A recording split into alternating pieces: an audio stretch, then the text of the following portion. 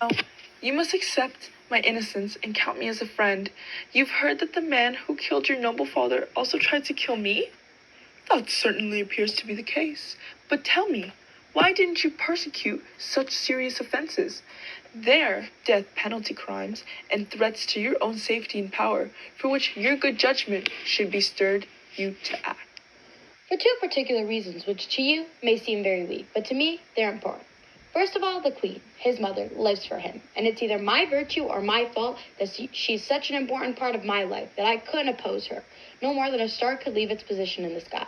The second reason why I couldn't publicly accuse Hamlet is that he's so popular with the general public.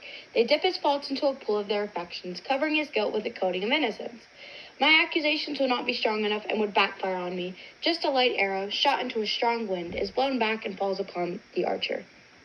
I've lost my noble father, and my sister has gone mad? Who, before all this happened, was the model of perfection. I'll get my revenge. Don't lose sleep over this. I'm made of sterner stuff than to be threatened and do nothing. You'll hear more shortly. I loved your father, and I'm protecting myself. This should show you. What is it? Letters, my lord, from Hamlet. This is your majesty, this one to the queen. From Hamlet? Who brought them? Tailors, my lord, I'm told. I didn't see them. Claudio gave them to me. He got them from the sailors. Laertes, you should hear what they say. Leave us. High and mighty king, you should know that I have arrived back in your kingdom, unarmed. Tomorrow I shall request a meeting with you, and then, after getting your permission, I shall explain to you the circumstances of my strange return to Denmark. Hamlet. What does this mean? Have they all returned? Is this some kind of trick or something else entirely? Do you recognize the handwriting? It's Hamlet's writing. Unarmed, he says. Then at the bottom he adds, alone. I'm confused, my lord, but let him come. It eases my bitter feelings knowing the day will come when I can look Hamlet in his face and say, this is what you did. If it's true that Hamlet's returned, but how could that be? Yet what else could it mean? Will you agree to do what I say? Only if you'll need force me to make peace with Hamlet. Do what I ask, and you'll have peace of mind.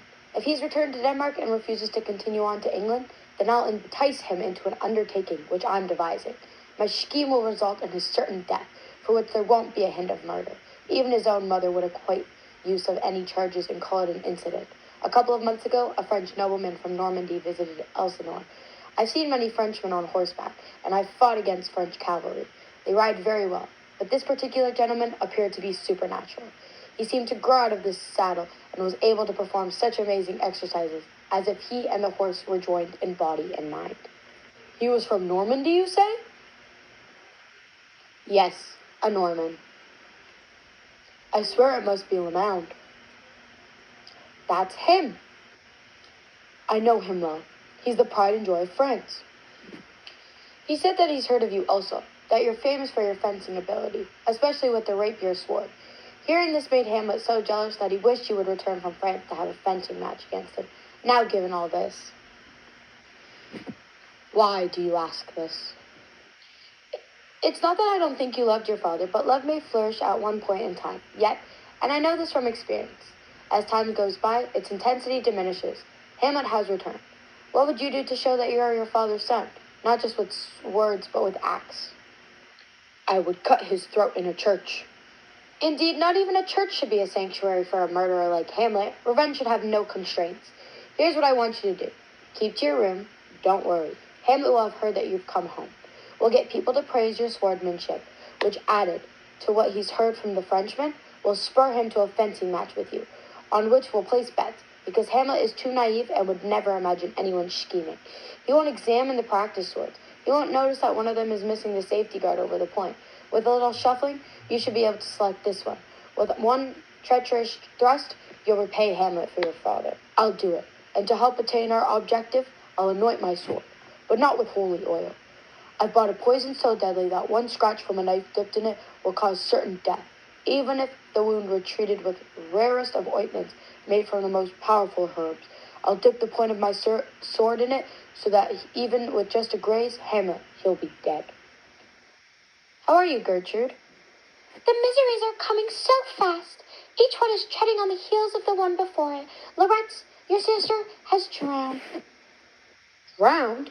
Where? There is a willow tree that grows over the stream.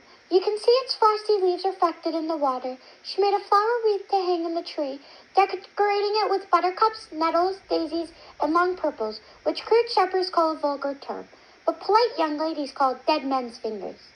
There out on the drooping branches she was climbing to hang a wreath when a cruel limb broke. Then she and her crown of flowers fell into the tear-filled brook. Her clothes spread out on the water and kept her afloat for a while like a mermaid. Meanwhile, she was singing bits of old songs as if she did not understand the danger she was in, or as if she was some aquatic creature equipped to live in the stream. But it could not be long before her clothes, heavy with the absorbed water, pulled the poor girl from where she lay singing down to a muddy death. So she drowned? Yes, drowned. You've had too much water, poor Ophelia, and so I should not add to it by crying, but it's a normal reaction. It's our nature to cry in sorrow. Let people think it's shameful. After I finish crying, I'll be strong again. Goodbye, my lord. I have some fiery things I could express, but for the moment, my tears drown them out. I had to work so hard to calm him down. Now I'm afraid he's going to lose his control again. Let's follow him, Gertrude.